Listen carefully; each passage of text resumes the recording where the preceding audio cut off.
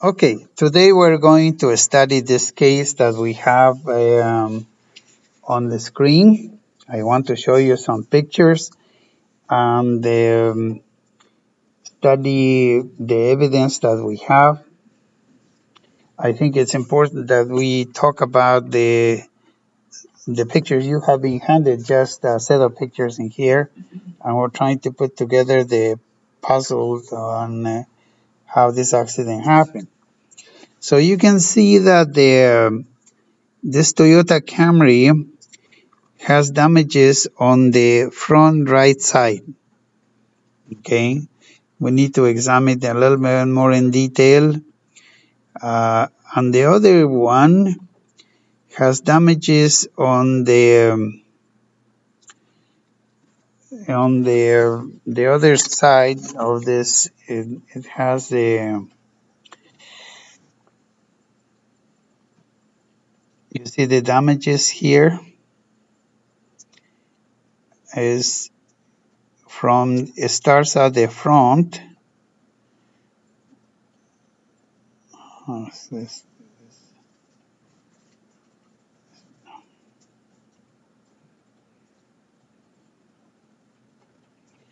Sorry, it's just starts on the front over here,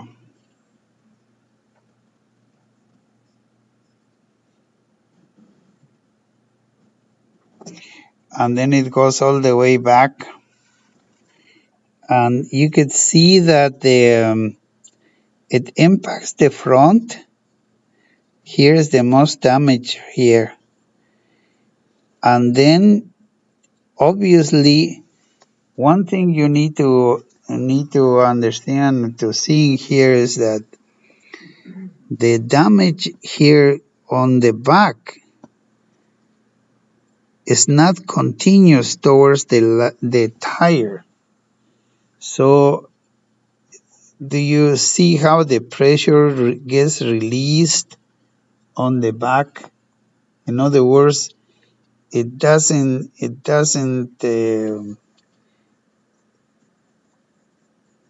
um, make contact constantly all towards the back. It only makes contact on the front door, the front fender obviously, and the back door is damaged, but the part of the back is not as damaged. Yeah? This is what I'm trying to say here. So it's damage in here, you see, but you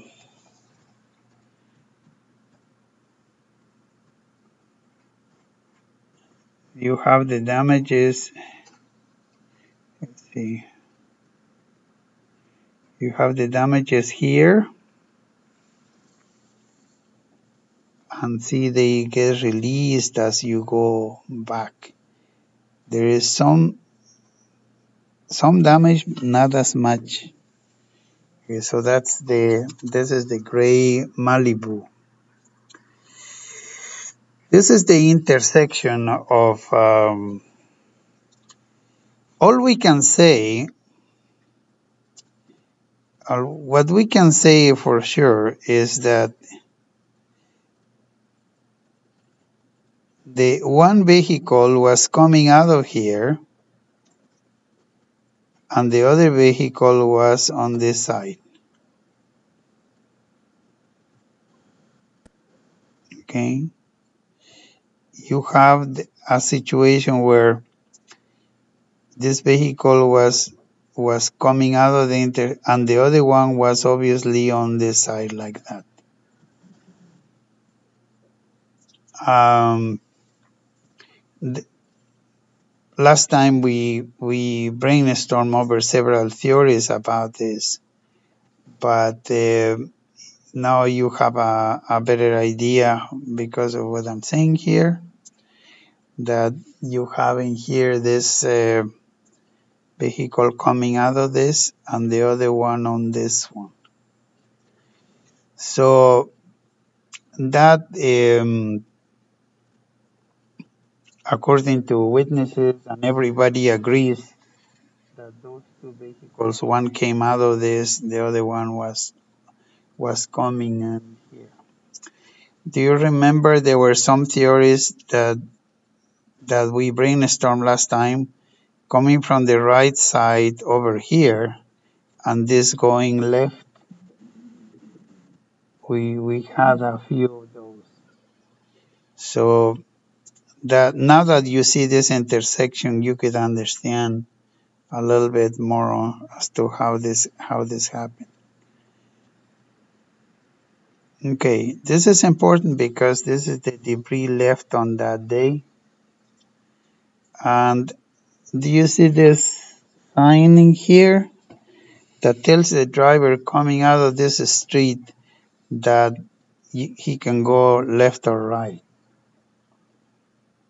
Okay, so there is some debris in the middle of the road, see here? And the debris is on the middle. At some point,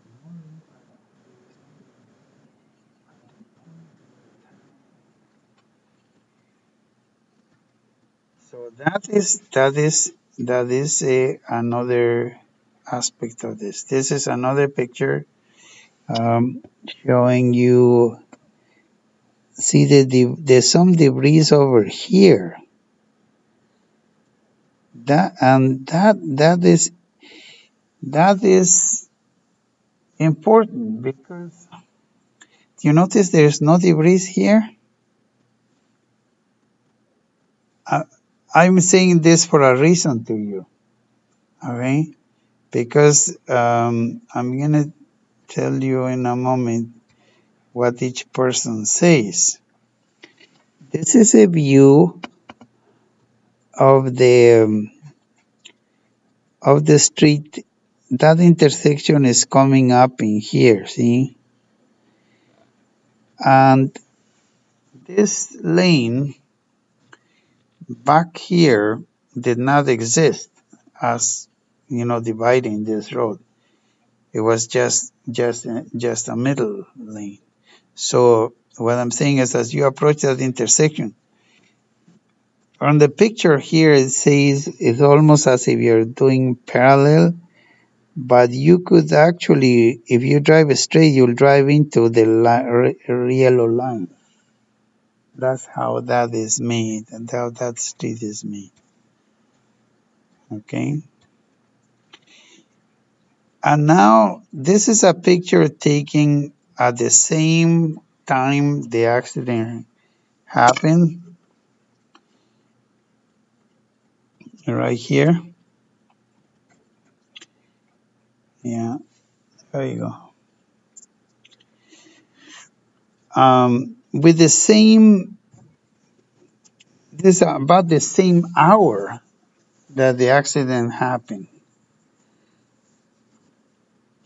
And you can see that there is another factor in here. This picture reveals, because we have to examine all the conditions.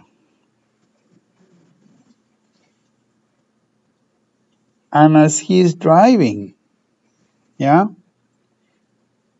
you see he's driving into the sun. The question is his vision impaired? You see, now we have a new variable that we never talked about in any of the dynamic problems that we've studied, and that is the visibility, and how in the world this person, how in the world this accident happened.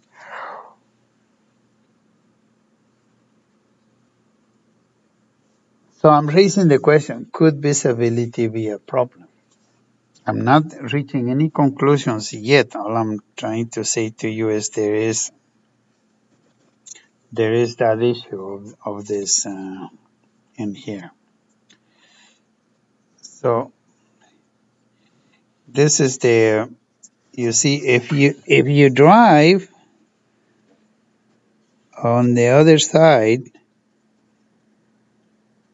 You drive on this middle lane, then this is the view that you see. So here is as if you would enter, this is after you enter, but obviously at a different time.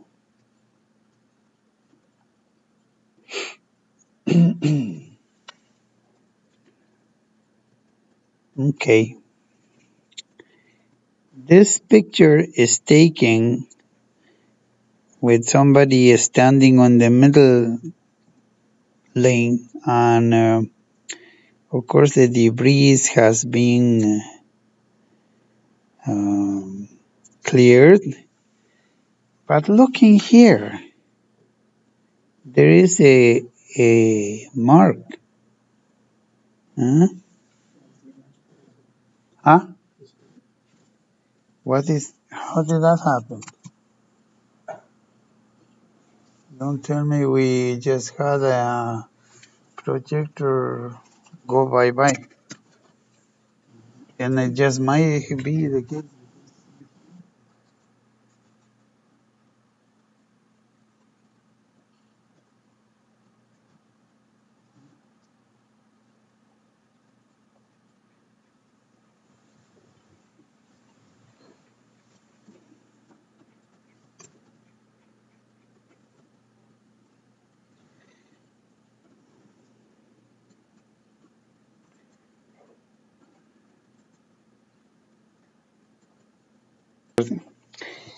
Okay, so this is looking at the middle lane in the so-called suicide lane. So there is a marking here, which we should consider this because you see this is a significant one. Okay.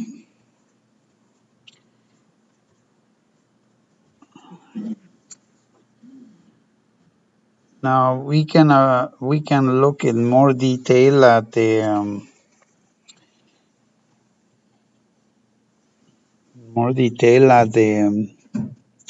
damage in the front.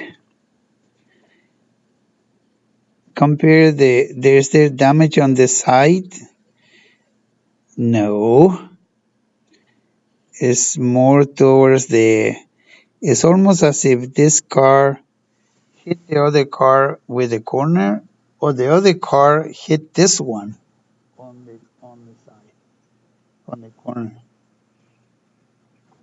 Okay, so that is but overall the damage is not done at high speed for sure, because the amount of damage that you have, the amount that is pushed in, the amount that is pushed in is not that great. See, if you look at this lining here, we don't have an intrusion like that, a major intrusion. So you obviously the hit on this side is obvious, and the hood received a push this way, as is supported on the back, explains this crease, how it got deformed there. So all indications so far are impact with the front or on the front on this car. This is a view as if the one person going into the main street sees both sides.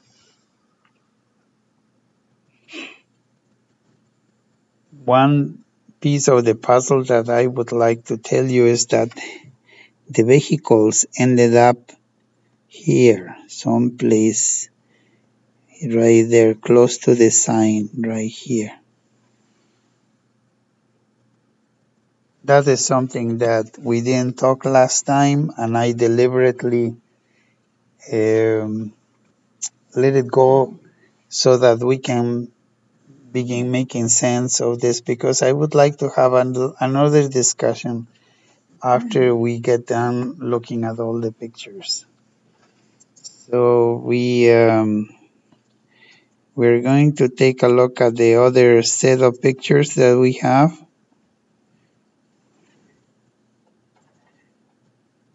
here. So we have by now is revealed to you the exact location. This street is called Gerber Street. This is in South Sacramento, close to the Flooring Mall, some place in.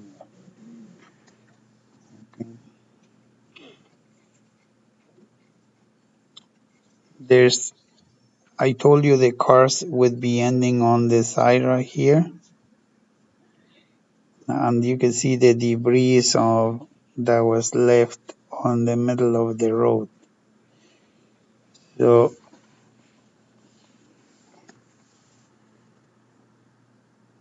this again is a picture going towards the intersection from a driver. We're gonna have to establish directions. This is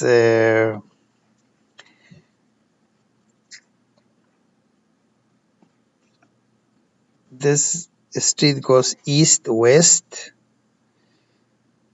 So west is on this side and east would be on this side. And if that's the case, the north is back here and the south is like that. Okay. Yeah, we saw this one already. A second. This is another view as if somebody is driving towards the intersection that is over here. Yeah, we did look at this one. And what was this interesting is in here. So let's have a little bit of a discussion as to what people think. How did this happen? Now that we have had an opportunity to discuss the pictures a little bit more in detail, have you changed your mind? I am pretty sure some of you have changed your minds because we were discussing um, different cases that really contradict some of the evidence here. So I would like to hear or have a little discussion um after seeing these pictures to see what do you think about this? Anybody would like to volunteer first? Yeah. Yes. By all means, I think it would be a nice. Actually, it would be nice if you could venture drawing it here on my computer. Would you like? I've never done that. You, no. Okay. We'll do it on the board. All right. Well,